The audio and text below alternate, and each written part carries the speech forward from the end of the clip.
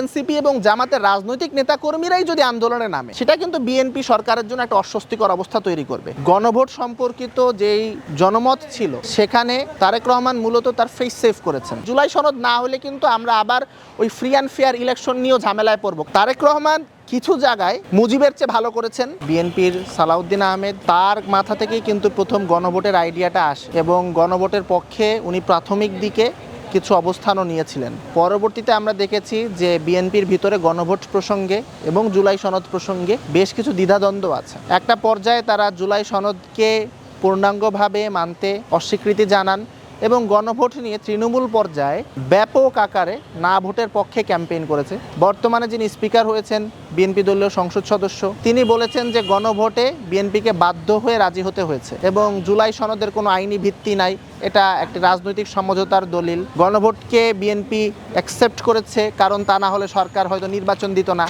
এরকম আশঙ্কার কথাও তিনি বলেছেন। তবে আমরা সর্বশেষ পর্যায়ে একদম নির্বাচনের যখন ট্রেন শেষের দিকে আছে, তখন দেখেছি যে বিএনপির সর্বোচ্চ নেতা তারেক রহমান তিনি গণভোটে হ্যাঁয়ের পক্ষে প্রচারণা চালিয়েছেন একটি নির্বাচনী জনসভায়। গণভোট সম্পর্কিত যেই জনমত ছিল, সেখানে তারেক রহমান মূলত তার ফেস সেভ করেছেন। উনি যদি হ্যাঁয়ের পক্ষে নাও বলতেন, তারপরও গণভোটে হ্যাঁ জয়যুক্ত হতো এবং বিপুল ভোটে জয়যুক্ত হতো। উনি নিজেকে জনরায়ের পক্ষে, জনস্রোতের পক্ষে রেখেছেন। যদি উনি চুপ থাকতেন অথবা গণভোটে নায়ের পক্ষে বলতেন, তাহলে তিনি এই যে জনস্রোত সেটার সাথে নিজেকে সামিল রাখতে পারতেন না, অথবা যদি উনি নায়ের পক্ষে অবস্থান নিতেন সরাসরি, তাহলে জনরায়ের বিরুদ্ধে বা জনমতের বিরুদ্ধে তার অবস্থান, এরকম একটা ব্যাপার আসতো। জুলাই সনদের মৌলিক কাজ হচ্ছে বাংলাদেশের যে winner takes all political system, অর্থাৎ যে ফার্স্ট পাস দ্য পোস্ট সিস্টেমে নির্বাচনে যেতে তার হাতে একচ্ছত্র ক্ষমতা চলে আসে এবং এই ফার্স্ট পাস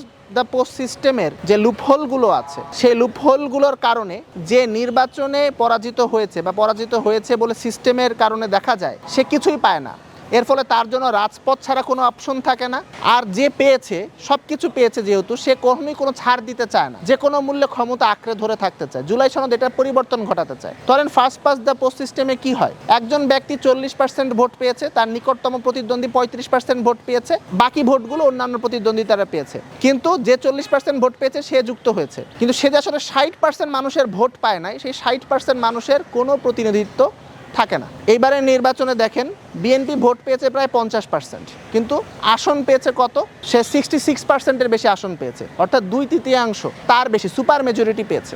এই প্রবলেমটাকে অ্যাড্রেস করার জন্য জুলাই সনদে বেশ কিছু প্রভিশন রাখা হয়েছে, যার ফলে ফার্স্ট পাস দ্য পোস্ট সিস্টেমের লুপহোল ব্যবহার করে কেউ যেন স্বৈরাচারী হতে না পারে, ক্ষমতা যেন কুক্ষিগত কারো কাছে না হয়, সরকারি চাকরিতে নিয়োগ, সাংবিধানিক বিভিন্ন প্রতিষ্ঠান, নির্বাচন কমিশনের সহকারে আরও যে সকল বিষয়গুলো আছে, সেই সকল বিষয়গুলো যেন সংরক্ষিত থাকে এবং বিরোধী দল যেন কথায় কথায় রাজপথে না যেয়ে সিস্টেমের ভিতরে তারা টেস্টিক থাকে, অর্থাৎ সিস্টেমের ভিতর থেকে সে তার ভয়েস এক্সপ্রেস করার সুযোগ পায়। এখন আপনি বলতে পারেন বর্তমানেও তো এই সুযোগটা আছে। হ্যাঁ, বিরোধী দল সংসদে আছে, 77টা তাদের সিট আছে। একক দল হিসাবে প্রধান বিরোধী দল জামাত ইসলামের 68টা সিট আছে।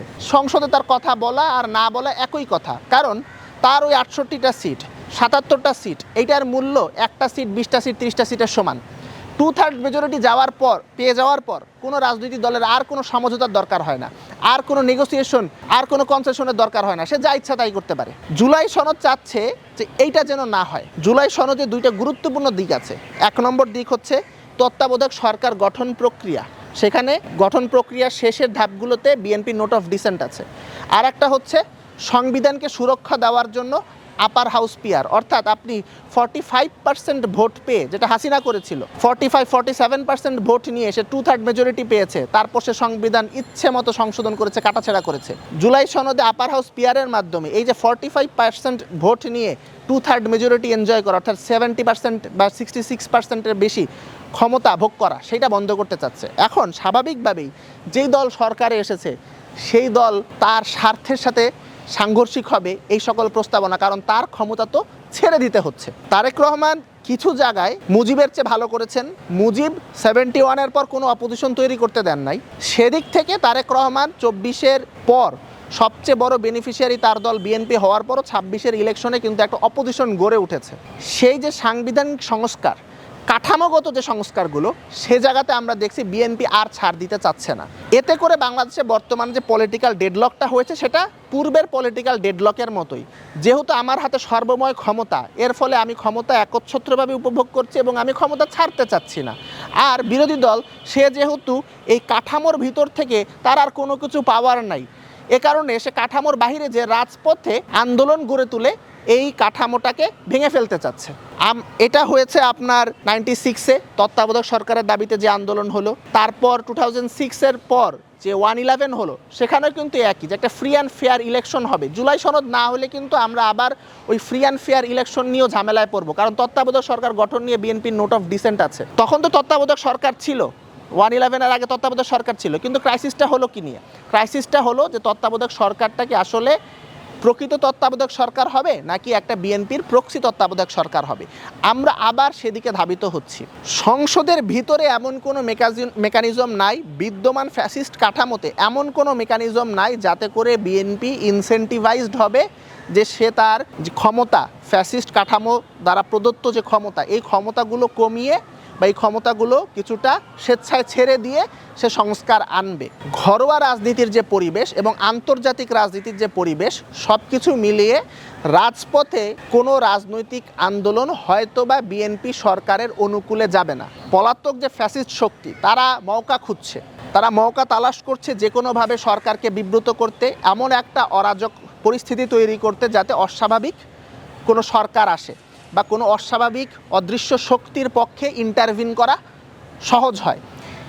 এই অস্বাভাবিক অদৃশ্য শক্তি যদি রাজনীতিতে ইন্টারভিন করে, সেটা বিরোধী দলের পক্ষে যাবে না, তবে সরকারি দলের পক্ষেও তো অবশ্যই যাবে না। এইটা এড়ানোর জন্য বিরোধী দলেরও ইনসেন্টিভ আছে, সরকারি দলেরও ইনসেন্টিভ আছে। এখন এই কমন শেয়ার্ড ইন্টারেস্টকে পুঁজি করে বিরোধী দল সরকারি দলের কাছ থেকে কতটা সংস্কার আদায় করে নিতে পারে সেটা নির্ভর করবে বিরোধী দলের মুনশিয়ানার উপর।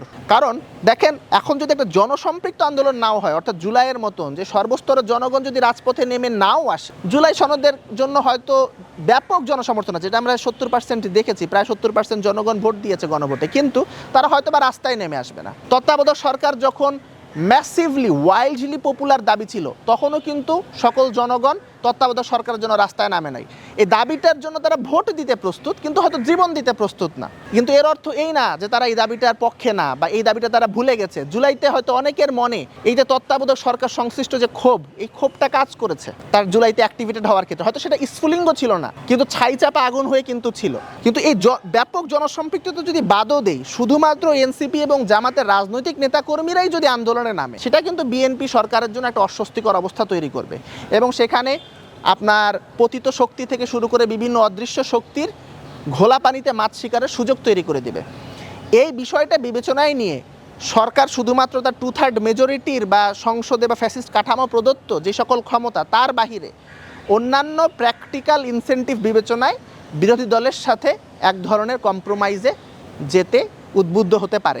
এবং বিরোধী দলকেও হয়তো এখানে জুলাই সনদের যতটা আমাদের আকাঙ্ক্ষা আছে, সবগুলো সংস্কার হয়তো আমরা বাস্তবায়ন করতে পারবো না, কারণ বিরোধী দলের কাছেও এখানে একটা শেয়ার্ড ভয় আছে। কোনো অদৃশ্য শক্তি, যেটা পতিত ফ্যাসিস্ট শক্তি বা পার্শ্ববর্তী কোনো রাষ্ট্র দ্বারা ফুয়েলড, তারা যদি ইন্টারভিন করে বা তারা যদি কোনো কারণে রাজনীতিতে কর্তৃত্ব ফিরে পায়, তাহলে কিন্তু বিরোধী দলের জন্য সেটা সহায়ক হবে না।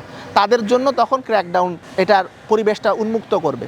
রাজপথের শক্তি বিবেচনায় আসলে পলিটিক্যাল সেটেলমেন্টটা হবে। সংসদে কার কতখানি ক্ষমতা আছে, কার কয়টা সিট আছে, এইটার বিচারে আসলে পলিটিক্যাল কোনো সেটেলমেন্টে যাওয়া সম্ভব না, কারণ ফ্যাসিস্ট কাঠামোতে 72-এর সংবিধানে সেই সুযোগটা রাখা হয় নাই।